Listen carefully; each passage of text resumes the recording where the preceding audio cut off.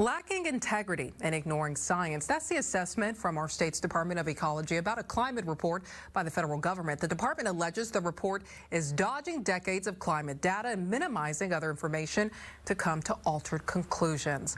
To learn more, we're joined by Joel Creswell with the Department of Ecology. Thank you for being here, Joel. Yeah, thank you, Safira.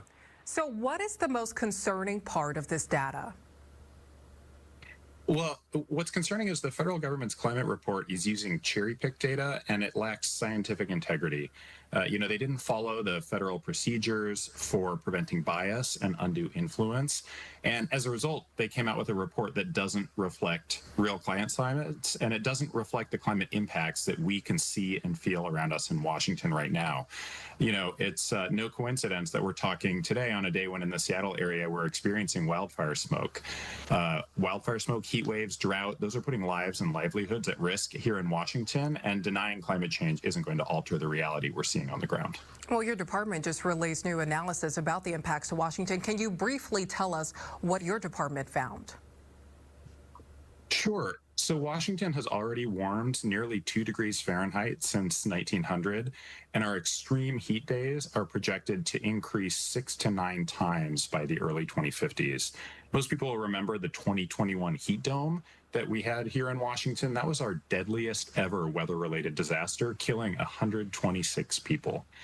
We're also seeing things like declining spring snowpack, which is jeopardizing our salmon, our hydropower, our agriculture, and we're seeing major losses for natural resource and outdoor-dependent industries. So a lot of impacts here on the ground. Well, if climate change continues at this current pace, as you just mentioned, what other impacts do you think people will feel right here in Washington?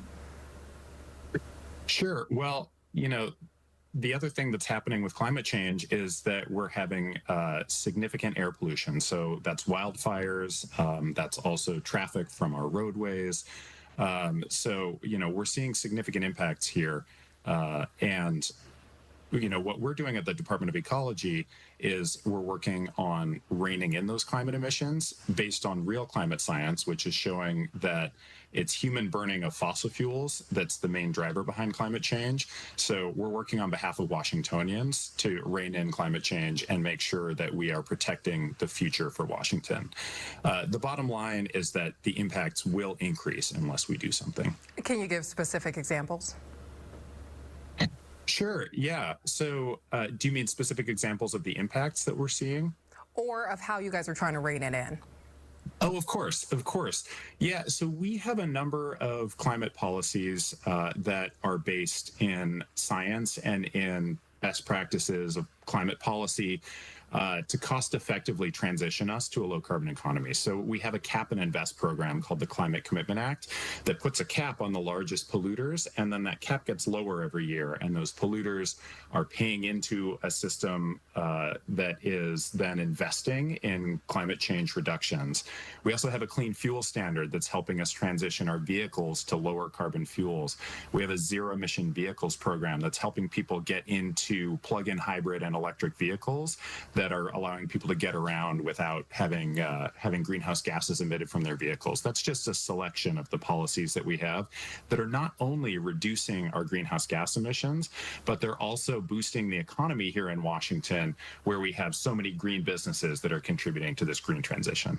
And the agency acknowledges in this release the state needs to accelerate emissions reductions to achieve the additional 45% reduction by 2030 required by law. What do you say to the accusations the department isn't releasing recent emissions data in a timely and transparent manner, also required by law?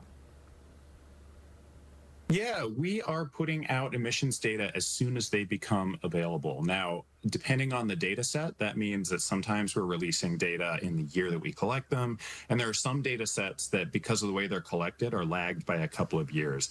We are absolutely following the laws, and we are putting out those data sets as soon as they're available.